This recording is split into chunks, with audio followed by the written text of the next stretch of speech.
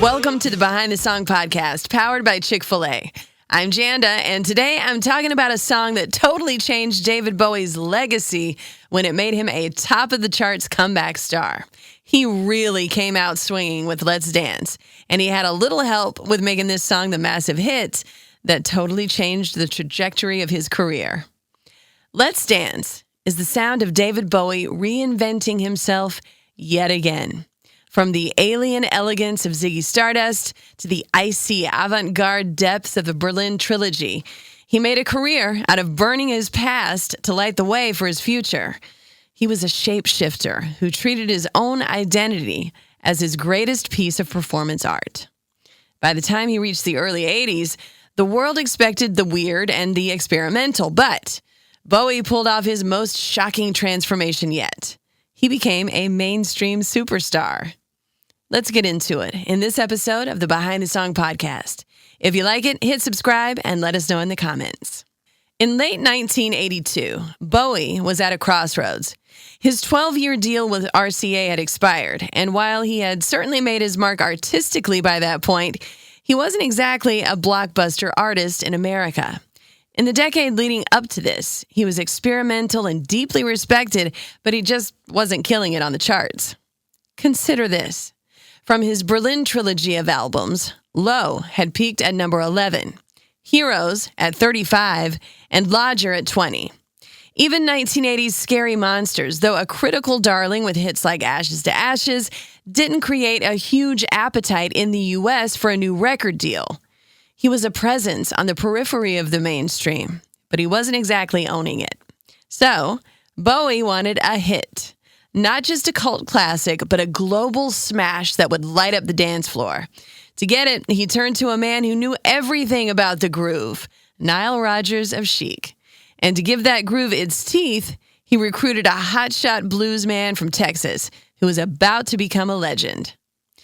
The collaboration with Rodgers all started in New York, where Rodgers was hanging out with Billy Idol at the infamous Continental Club. They bonded over jazz music, and Bowie invited him to his home in Switzerland, where he was living at the time, to work together. When Rodgers arrived, Bowie held up a picture of Little Richard in a red suit stepping into a red Cadillac with a big pompadour hairstyle and said, "Nile, that is rock and roll." It was one of the aesthetic pillars that the Let's Dance album was built on. But the song Let's Dance didn't start out as a funk masterpiece. Rodgers recalls Bowie walking into his bedroom with a 12-string guitar that only had 6 strings on it, and he played a folk-style arrangement that Rodgers later described as Donovan meets Anthony Newley, not in a complimentary way. Rodgers, the hitmaker behind Le Freak, realized it was missing that ear candy quality. So he flipped the arrangement, starting with the chorus, and added a vocal crescendo inspired by the Beatles' version of Twist and Shout. The song was on its way then, but even with Rodgers' slick production, Bowie knew he needed a secret weapon to bridge the gap between the dance floor and the rock arena. Boy, did he find it. In July 1982, Bowie went to the Montreux Jazz Festival. He wasn't there to perform, he was there to watch. On stage was a relatively unknown guitarist from Austin, Texas named Stevie Ray Vaughan, playing with his band Double Trouble. Bowie was totally floored by what he saw. He described Vaughan's playing as having a perfectly bridled passion. He didn't just want a session player, he wanted that raw, stinging blues sound to cut through the synthy pop feel of his new record. Calls were made, and the next thing you know, Stevie Ray Vaughan was heading to New York, where sessions were underway for Bowie's album at the Power Station studio. He brought a very specific energy when he arrived. He later joked that he just sprayed Albert King all over it.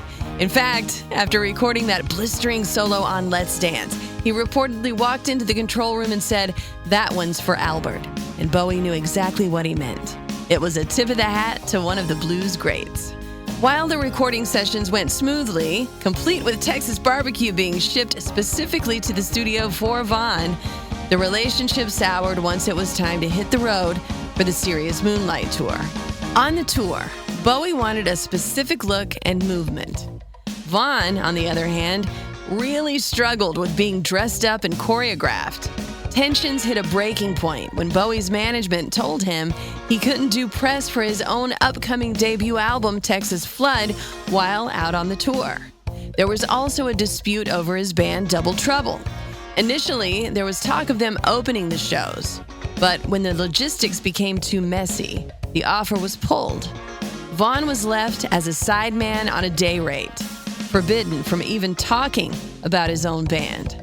He discussed the dilemma with Bowie's musical director Carlos Alomar, who told him bluntly, "The star here is David Bowie." Fed up with being treated like just another backup singer, he quit the band on the eve of the tour in May 1983 and was quickly replaced by Earl Slick. For a while, things were tense. Vaughan was particularly unhappy that Bowie, for some reason only known to himself, mimed playing his guitar solos in the Let's Dance music video, wearing white gloves while he did it. Stevie Ray Vaughan's decision to walk away from the biggest tour in the world was a massive gamble, but it paid off almost immediately.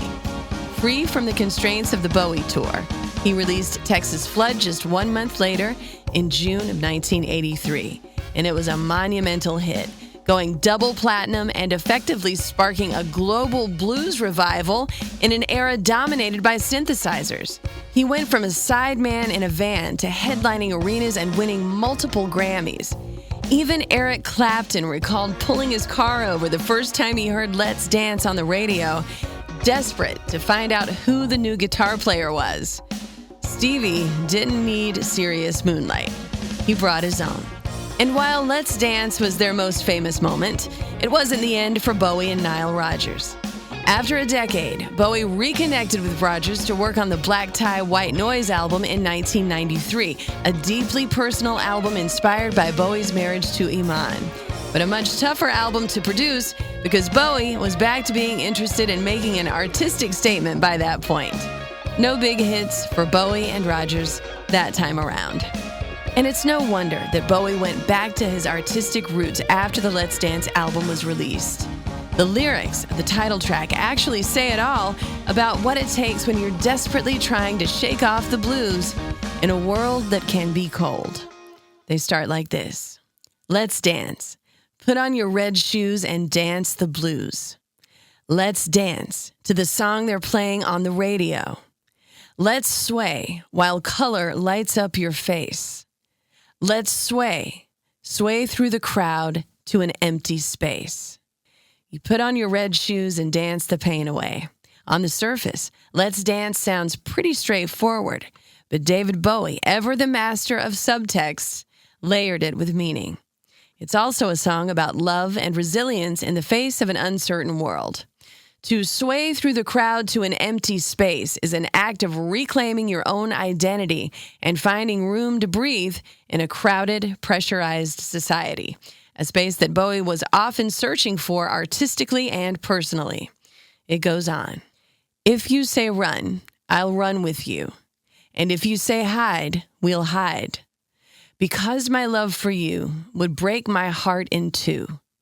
If you should fall into my arms and tremble like a flower.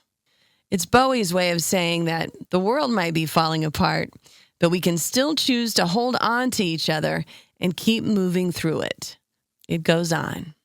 Let's dance, for fear your grace should fall. Let's dance, for fear tonight is all. Let's sway, you could look into my eyes. Let's sway, under the moonlight, this serious moonlight. Nile Rodgers later noted that Bowie was singing about the conceptual dance of life in the lyrics of Let's Dance, the act of pretending to be happy when you're sad. It's interesting to note that the phrase Let's Dance was actually an invitation to fight in old school slang. You can see it on the single's artwork. Bowie in a boxer's pose, coming out swinging for the mainstream. Released on March 14, 1983, Let's Dance became Bowie's first song to top the charts in both the US and the UK simultaneously. It sold over 10 million copies, eclipsing his previous peak with Ziggy Stardust. And it was the fastest-selling record for his new record label, EMI, since the Beatles' Sgt. Pepper's. But, as the saying goes, be careful what you wish for. This was Bowie's commercial zenith, and the pressure to maintain that level of fame was immense. He later admitted that he put a box around himself during this era. The weight of that success led to 1984's follow-up, Tonight. Despite having hits like Blue Jean, Bowie would eventually call it the low point of his career. He felt he had pandered too much to his new massive audience, the people he jokingly called the Phil Collins crowd. He once told Interview magazine, "I really shouldn't have even bothered going into the studio to record it." He'd stopped being the innovator and had become a pop star, a role that never quite fit him too comfortably. So he stepped firmly back into his artistic comfort zone on subsequent albums, right up to the end with Black Star. Nonetheless, Let's Dance was so important for everything that came afterward. He reached for the blinding light of global fame to prove that he could conquer the charts and stood high on that peak. And even if he preferred the view elsewhere artistically, we've been dancing to the serious moonlight ever since. So what's your favorite Bowie reinvention? And have you ever had to reinvent yourself in some way to achieve your goals? Something to think about. Until next time, I'm Janda, and this has been Behind the Song. If you like this episode, give it a like and subscribe to the channel, or better yet, tell a friend. Special thanks as always to Christian Lane for the music you hear on these podcast episodes. You can find me on the air at 97.1 FM The Drive in Chicago and at WDRV.com.